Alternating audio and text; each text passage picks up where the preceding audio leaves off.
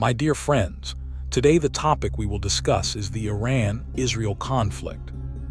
But before talking about the Iran-Israel war, it would be appropriate to briefly discuss the historical background of Iran. The Persian Empire began approximately 2,600 years ago. It was founded by Cyrus the Great and later expanded by King Darius the Great. Cyrus the Great was an extraordinary and almost unbeatable ruler. He conquered Babylon and rapidly expanded his empire. He carried out countless welfare projects and was extremely popular among his people. This empire became one of the greatest, oldest, and most powerful civilizations in the world.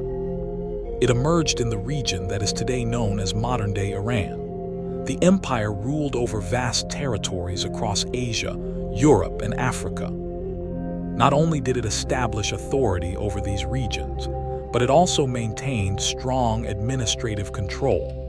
The reason behind its success was its remarkable administrative system.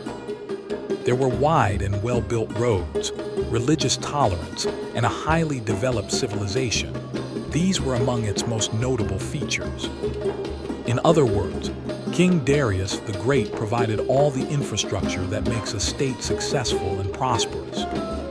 King Darius also introduced a standard currency, which spread widely across regions, from the Indus Valley to Egypt, and from Egypt to Greece.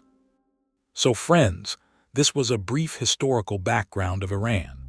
It is also important to mention that for a very long time this empire remained extremely powerful and difficult to defeat. The Romans attacked it, the Greeks attacked it, and even the Corinthians and Spartans fought against it, but the Persian Empire remained resilient. Now, dear friends, let us talk about the roots of the Iran-Israel conflict. Before discussing this issue further, it is also important to mention that many Muslim countries today appear to have adopted a policy of silence and indifference, which often seems like a mask hiding political deception. After the Iranian Revolution of 1979, Iran officially declared Israel an illegitimate state. On the other hand, Israel considers Iran's nuclear program a serious threat to its security. In this way, the roots of their conflict go back roughly 5 decades.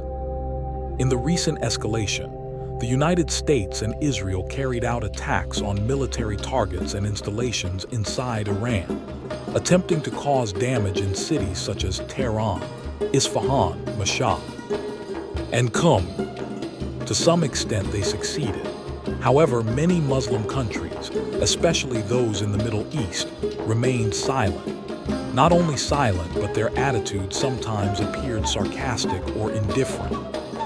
Another tragic story is that recently Ayatollah Ali Khamenei, while performing religious rituals with his family, delivered a message to wealthy and powerful nations. As the poet-actor Usman says, when you proclaim Labik ya Hussein from your soul, why does the fear of modern-day tyrants still remain in your hearts? You say you stand with Imam Hussein, then why do you still visit the courts of oppressors? Today, the condition of many Muslim nations is like someone who has lost his eyesight and is forced to beg from door to door. You possess some of the best regions in the world: forests, oceans, mountains, deserts, and enormous natural resources. You have vast reserves of oil and wealth, enough that even the Roman goddess of fortune would envy you. Yet despite all of this, you appear weak and dependent. My respected audience, this should not be the case. Israel recently launched a missile attack on a girls' school in the Iranian city of Minab, where approximately 180 young girls lost their lives.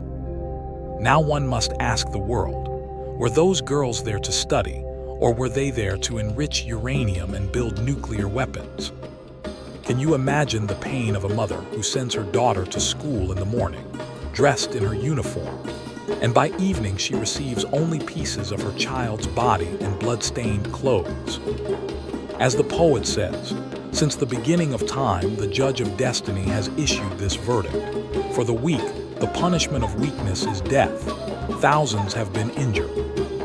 More than 100,000 people have been displaced and forced to wander homeless. Hospitals and medical centers have been destroyed. In Gaza, people speak of genocide, of orphaned children, of human dignity being crushed. Crying children plead for help, but the world continues to praise powerful nations and their actions. The poet Mustafa Zaidi once wrote, "On whose hands should I search for my blood? Everyone in the city is wearing gloves." Through folded hands, we appeal to the United Nations and the world powers. For the sake of humanity, stop this tragedy. The world is walking down a path whose end is destruction and ruin. In war, no one truly wins and no one truly loses. What really loses is life, and what wins is death. As the poet beautifully said, "If a fire breaks out, many homes will burn. Do not think that only my house will be affected." Thank you very much to all of you for listening patiently. May God keep you and your families safe. If you like this content, please subscribe to the channel. Thank you very much.